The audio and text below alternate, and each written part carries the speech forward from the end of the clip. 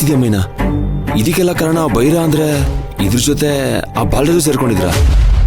ನಿರ್ದಿಷ್ಟವಾಗಿ ಹೇಳಕ್ ಆಯ್ತಿಲ್ಲ ಸರ್. ಏನ್ ಮೈನಾ, ನೀನ್ ಇಷ್ಟೆಲ್ಲ ಕಂಡಿಡ್ದಿದ್ಯಾ? ಇಷ್ಟೆಲ್ಲ ಗೊತ್ತಿದ್ರು ಧ್ರುವನೇ ತಪ್ಪು ಮಾಡಿರೋದು ಅಂತ ಪುಷ್ಪಕ್ ನಂಬ್ತಾ ಇದ್ದಾನ? ಇಲ್ಲ ಸರ್, ಈ ವಿಷಯದಲ್ಲಿ ಧ್ರುವವ್ರದೇನು ತಪ್ಪಿಲ್ಲ ಅಂತ ನನ್ ಎಷ್ಟ್ ಹೇಳಿದ್ರು ಪುಷ್ಪಕ್ ಸರ್ ಅದನ್ನ ಕಿವಿಗ್ ಹಾಕೊಳ್ತಾನೆ ಇಲ್ಲ. ನಾನ್ ಕಷ್ಟ ಪಡ್ತಾ ಇರೋದನ್ನ ಧ್ರುವವ್ರು ನೋಡಕ್ ಆಯ್ತಿಲ್ಲ ಅಂತ ಪುಷ್ಪಕ್ ಸರ್ ಹೇಳಿದ್ರು ಅಂತ ನನ್ ಕುತ್ತಿಗೆ ತಾಳಿ ಕಟ್ಬಿಟ್ರು. ಈ ತಾಳಿ ನನ್ಗೆ ಬೇಲಿ ಆಗಿರತ್ತೆ ಅಂತ ಅನ್ಕೊಂಡು ಅವ್ರ ಜೀವನನೇ ಅವ್ರ ಬಲಿ ಕೊಟ್ಬಿಟ್ರು ಸರ್. ಮೈನಾ, ನನಗೆ ನಿನ್ ನೋವು ಏನು ಅಂತ ಅರ್ಥ ಆಗತ್ತೆ. ನಾನೊಂದು ವಿಷಯ ಹೇಳ್ತೀನಿ, ದಯವಿಟ್ಟು ಸರಿಯಾಗಿ ಕೇಳಿಸ್ಕೊ. ಈ ವಿಷಯದಲ್ಲಿ ಇನ್ಮೇಲಿಂದ ನೀನು ಯಾರನ್ನೂ ನಂಬಕ್ ಹೋಗ್ಬೇಡ ಮೈನಾ. ಯಾರ ಮಾತನ್ನು ಕೇಳ್ಬೇಡ ನೀನು. ನೋಡು, ನಿನಗೆ ಅನ್ಯಾಯ ಮಾಡಿದ್ ಯಾರು ಅಂತ ಕಂಡುಹಿಡಿಯೋವರೆಗೂ ಯಾರೇ ತಡೆದ್ರೂ ನಿನ್ನ ಹೆಜ್ಜೆನ ಹಿಂದಕ್ಕೆ ಇಡ್ಬೇಡ ಮೈನಾ. ನಿಜವಾಗ್ಲೂ ಧ್ರುವಂಗ್ ಒಳ್ಳೇದ್ ಮಾಡ್ಲೇಬೇಕು ಅಂತ ನೀನು ಆಸೆ ಪಟ್ರೆ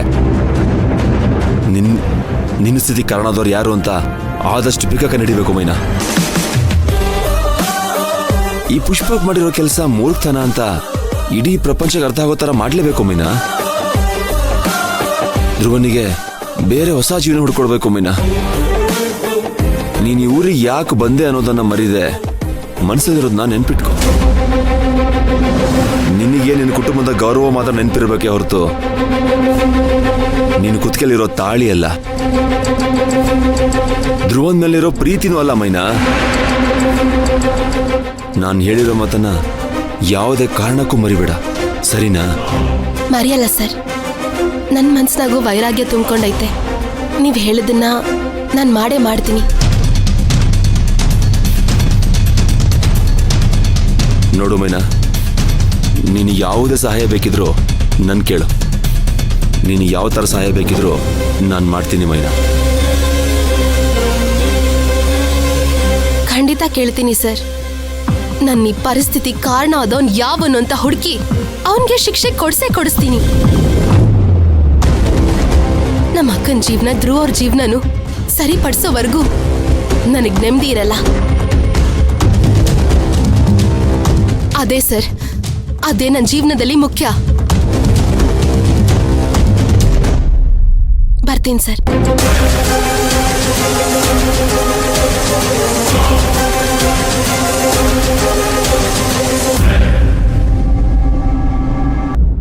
ಅಪ್ಪ, ಎಷ್ಟು ಸೆಕೆ ಆಗ್ತಿದೆ ಅಲ್ವಾ?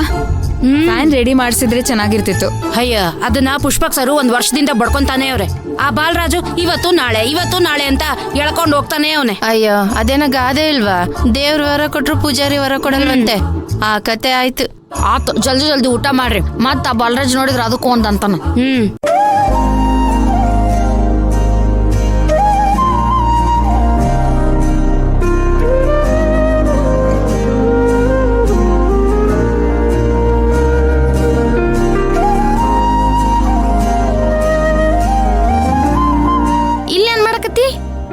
ಏನ್ ಮಾಡಕತ್ತಿ ಅಂದ್ರೆ ಊಟ ಮಾಡಕ್ ಬಂದೀವ್ನಿ. ಬಾಬಾ ಸುಂದ್ರಿ, ಆಗಲ್ಲ ನಾ ಊಟ ಕರ್ದಾಗ ಒಲ್ಲೆ ಅಂದಿ. ಈಗ ಮೇಡಮ್ ಅವ್ರಿಗೆ ಹೊಟ್ಟೆ ಹಸಿತನ. ಆಗ್ಲೇ ಹೇಳಿದ್ನಲ್ವಾ ನಂಗ್ ಹೊಟ್ಟೆ ಹಸ್ವಾಗ್ತಿರ್ಲಿಲ್ಲ ಅಂತ, ಅದಕ್ಕೆ ನಾನ್ ಬರ್ಲಿಲ್ಲ. ಇವಾಗ ಹೊಟ್ಟೆ ಹಸ್ವಾಗ್ತೈತೆ, ಅದಕ್ಕೆ ಊಟ ಮಾಡಕ್ ಬಂದೀವ್ನಿ.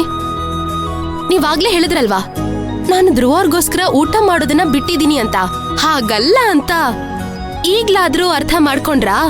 ನೋಡಿ, ನನ್ ಸ್ಥಿತಿ ಕಾರಣ ಆದವನು ಎಲ್ಲಿದ್ರು ಕಂಡು ಹಿಡ್ದು ನನ್ ಕುಟುಂಬದ ಮರ್ಯಾದೆನ ಕಾಪಾಡ್ಬೇಕು. ಅದಕ್ಕೇನ್ ಮಾಡ್ಬೇಕು ಅಂತ ಯೋಚನೆ ಮಾಡ್ತಿದ್ದೀನಿ ಹೊರತು ಧ್ರುವ ಅವ್ರ ಬಗ್ಗೆ ಯೋಚನೆ ಮಾಡೋದಿಕ್ಕೆ ನನ್ನ ಹತ್ರ ಟೈಮ್ ಇಲ್ಲ. ನನಗ್ ಮೋಸ ಮಾಡ್ದವನ್ ಯಾವನು ಅಂತ ನನ್ ಕಂಡು ಹಿಡಿಬೇಕು. ಅವನಿಗೆ ನನಗ್ ಶಿಕ್ಷೆ ಕೊಡಿಸ್ಬೇಕು. ನಮ್ ಊರವ್ರ ಮುಂದೆ ನಾನ್ ಯಾವ ತಪ್ಪು ಮಾಡಿಲ್ಲ ಅಂತ ನಾನ್ ಸಾಬೀತ್ ಮಾಡ್ಬೇಕು. ಆಮೇಲೆ ನಮ್ ಅಕ್ಕನ್ನ ನಮ್ ಭಾವನ್ ಜೊತೆ ಬಾಳೋ ಹಂಗ್ ಮಾಡ್ಬೇಕು. ಅದಾದ್ಮೇಲೆ ನಾನ್ ನಿಮ್ಗೆ ಯಾರ್ ಕಣ್ಗೂ ಕಾಣಿಸ್ದಿರೋ ತರ ಎಲ್ಲಾದ್ರೂ ದೂರ ಹೋಗ್ಬಿಡ್ತೀನಿ. ಈ ಊರಲ್ಲೇ ಇರೋದಿಲ್ಲ. ನೀವೆಲ್ಲ ಹಾಕೊಂಡಿದ್ದೀರಲ್ವ ಒಂದ್ ಲೆಕ್ಕಾಚಾರ, ಅದಿ ಜನ್ಮದಲ್ಲಿ ಸಾಧ್ಯ ಆಗಲ್ಲ. ಮೈನಾ,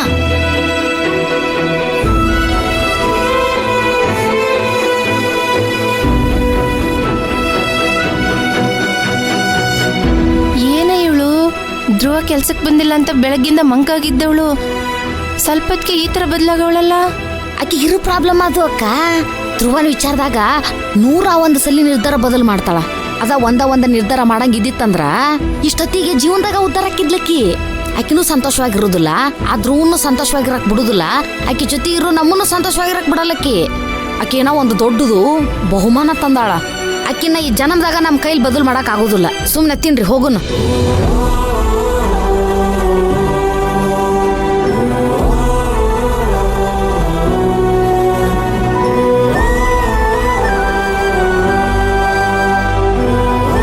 ಆಯ್ತಾ, ನಡೀರಿ ಹೋಗೋಣ.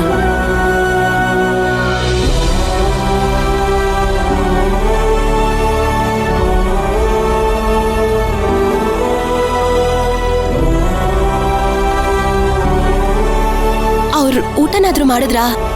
ಇಲ್ಲ ಮೈನಾ, ನಾನು ರಾತ್ರಿ ಪಾರ್ಸೆಲ್ ತಗೊಂಡು ಬಂದೆ, ಅವ್ರು ತಿನ್ನಲಿಲ್ಲ. ಬೆಳಿಗ್ಗೆ ದೋಸೆ ಹಿಟ್ಟು ತಗೊಂಡು ಬಂದು ದೋಸೆ ಮಾಡಿದೆ, ಅದನ್ನು ತಿನ್ನಲಿಲ್ಲ.